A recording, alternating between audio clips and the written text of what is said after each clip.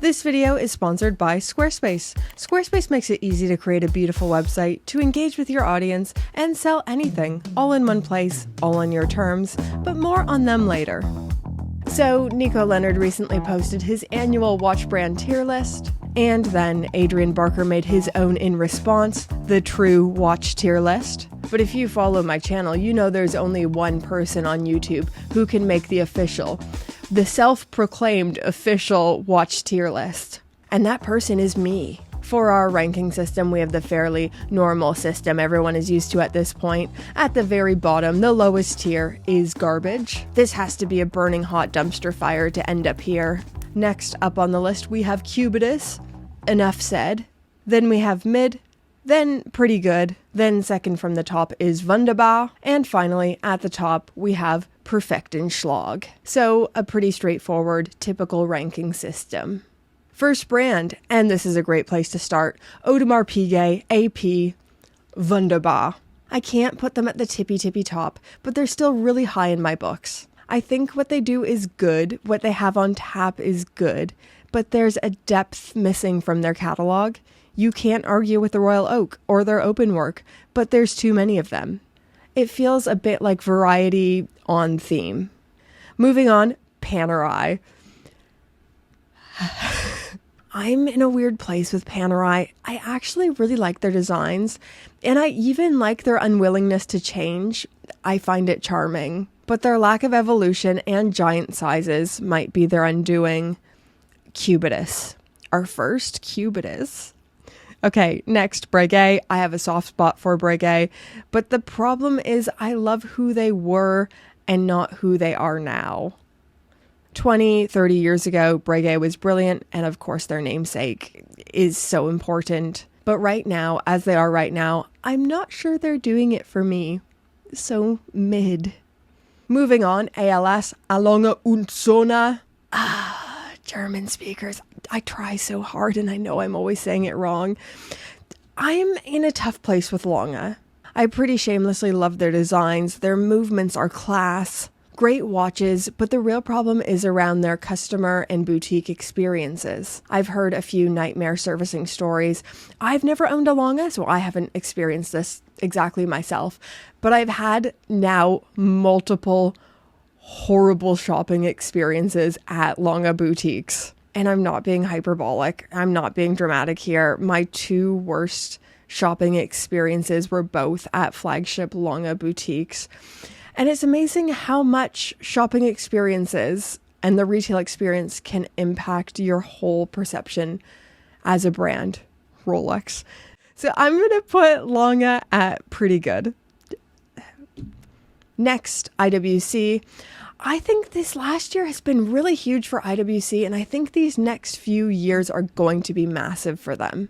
I'm going to make them our very first perfect and schlag. And let me tell you why.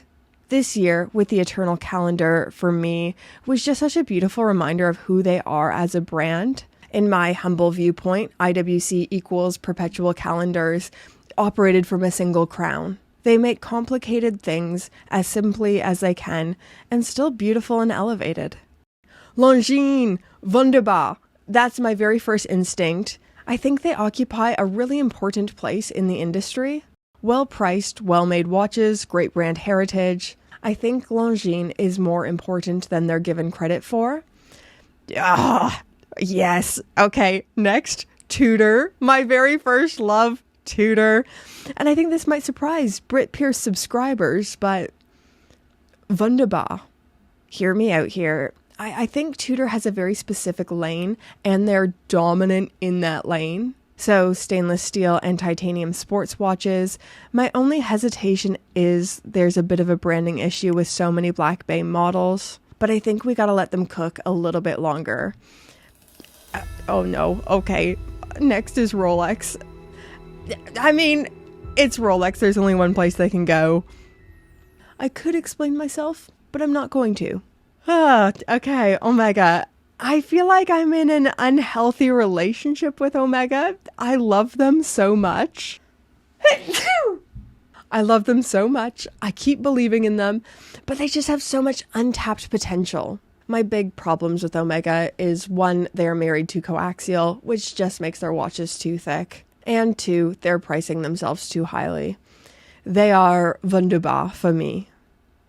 Tag Heuer, mid with real potential to move up. Bremont, CUBITUS. I hate doing this. I'm so sorry. I hate doing this because I know that there's teams of amazing designers and people who pour their heart into designs and watches. I'm so sorry you can't go higher than CUBITUS. Oh, what's this down here? Could this be today's fabulous video sponsor, Squarespace? There's only one place they can go. Only one place. Perfektenschlag. They are so deep into Perfektenschlag.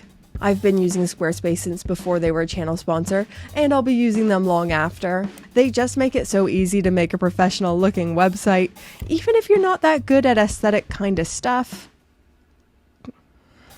If you are doing anything online or in person, you need a website. You need a place people can find you, and this is what Squarespace does. They have these beautiful website templates organized into categories to help you sort out which one might be best for you. Using their design intelligence, you can design a website so quick with AI technology, tailored to your specific needs, and it's all still fully customizable if there's any changes you want to make. Let's talk about getting paid. Getting that cheddar, baby. If you are selling anything, there are so many payment options for your customers. You can do traditional debit or credit cards, or other payment methods like Klarna, Apple Pay, Afterpay, or ClearPay, or they have invoicing services. All of your payments are all in one place, so it keeps it simple so you can focus on your business. If this sounds like something you need in your life, head to squarespace.com/BritPierce and you'll save 10% off your first website or domain. Link is in my description. Go check it out. Make sure you use my link so they know I sent you and they want to keep partnering with me forever and ever. So, Perfektenschlag for Squarespace, and thank you for sponsoring this video. Back to watches, Christopher Ward. And they deliver more than they should, honestly, from watches like the Bel Canto to the 12 and the new 12X. I feel like they are in the zone right now. They are going from strength to strength. Wunderbar. Tissot, pretty good. I have no complaints with them. The PRX is killing it. I quite like almost everything, but I don't strongly love. All right, Grand Seiko. Oh, the Seiko boys, they always come for me. Seiko is kind of like Omega for me. I'm so in love with the idea of them, but I'm not fully there yet. I think sometimes they focus so much on the stuff I don't care about and not enough on the things most people care about, like the wearing experience. A lot of Grand Seikos are too thick, in my humble opinion, and their bracelets are not up to snuff for how they're priced. So pretty good with the scope of being wunderbar. Which leads us naturally to Seiko. Same, pretty good, but almost wunderbar. Value for money is there. Great watches. I might even like Seiko more than I like Grand Seiko. Is that a faux pas? Is that a wrong thing? I don't know, but pretty good, almost wunderbar. Zinn. I really, really, really like Zinn. I think I should talk about them more than I do because I don't think this channel reflects how much I like them. I think they have a unique identity and they have a real soft spot in my heart. Build quality is great, underappreciated, well priced, pretty good. Bell & Ross, CUBITUS.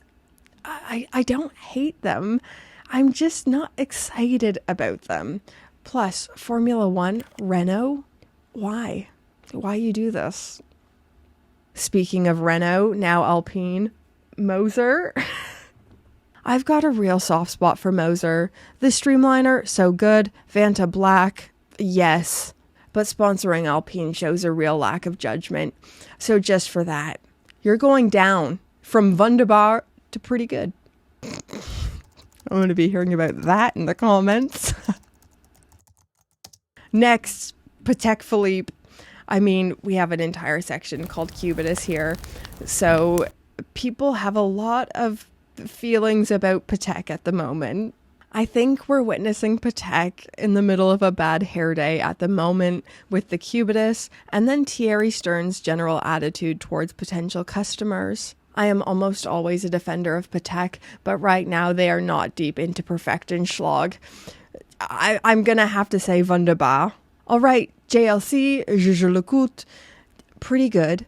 Don't get mad at me, watch collectors. I love JLC. Their heritage will forever be important in watchmaking. But current JLC, as they are right now, there feels like there's a soul that's kind of missing. I think sometimes conglomerates are a double-edged sword. So on the one hand, they save a lot of heritage watch brands. But on the other hand, sometimes something gets lost in it. I don't know. Let me know if you agree in the comments. I'd be really interested to see what you guys think on that. Breitling, mid. Hear me out here. If someone gave you $10,000 to go spend on a watch, would you go to Breitling? I love them. I love specific models. I just don't think their whole catalog is there right now. But I am cheering for them. I want to move Breitling up. Swatch. Okay, I don't want to be mean or be perceived as a snob, but mid. I remember the first time I went into a Swatch store. This was long before I was into watches and I was a watch geek. But I was in London. I went into a Swatch store for the very first time, and I could not believe the prices for the things I was seeing. It was 50 to 90 pounds for these plastic, kind of kids-looking watches. Now that I'm quite a bit further down the watch rabbit hole, I have a love and appreciation for them. I just think Swatch is really interesting. I'm not sure where to place them. Let's leave them mid for now. Moving on, Vacheron Constantin, Perfektenschlag. I think they've got all their boxes covered, decent pricing, readily available. I don't think you have to wait for an overseas anymore, but if you do, it can't be for very long. Amazing timepieces, dress watches, sports watches, high complication, they have it all. Hamilton are pretty good. Really good watches, good variety. You can't argue with them. Patek, once again, mid. I want to like them. My heart wants to like them more than I actually do, if that makes sense. But I really liked their Watches and Wonders Promenade novelties. Hopefully more great stuff to come. Nomos, a brand I have famously never had strong feelings for. That is sarcasm. Wunderbar or Perfektenschlag. I'm going to put them in between. Incredibly well priced, well finished, in-house movements, exciting stuff. The design language isn't for everyone with the long lugs. I personally love their design language. It really works for me. I think it's smart. I think it's elevated, but I know it's not going to be for everyone. And I completely understand the people who don't like it. FP Journe, wunderbar. I love Journe, but my only critique would be that their whole catalog is 40 millimeters or larger, except one watch. Video on that watch hopefully coming soon. Bulgari. Bulgari is almost bipolar for me. I feel like either I love something so much or I just really don't like it, or they make a really insane timepiece, like their Octo Ultra Kosk, and I love the Serpenti, but most of the catalog doesn't excite me. So mid with the scope of moving up to pretty good. Piaget, mid, but their neo vintage is really good and I'm always cheering for them. Chopard. I think Chopard is so underrated and misunderstood. I could actually make an entire video about that, but wunderbar. Greubel Forsey. I'm gonna go wunderbar. The insane level of finishing, and I can't emphasize insane enough. They're amazing, but they're a bit big. Always my complaint. Okay, next, another kind of weird brand, MB&F. I'm gonna go pretty good.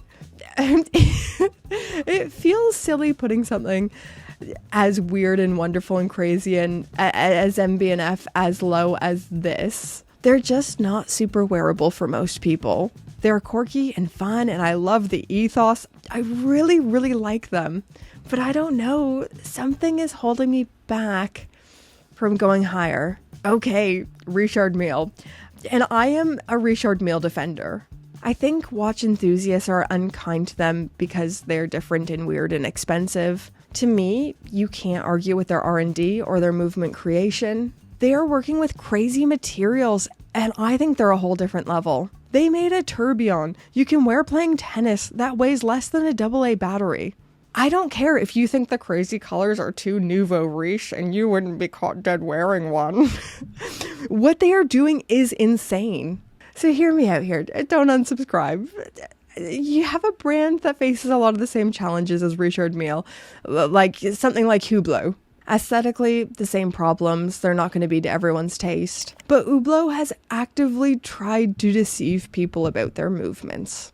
Richard Mille delivers in all departments, and I think it's just a lot of snobbery. I'm putting them in pretty good, because even though I think their watchmaking is amazing, they have a big brand perception problem to overcome.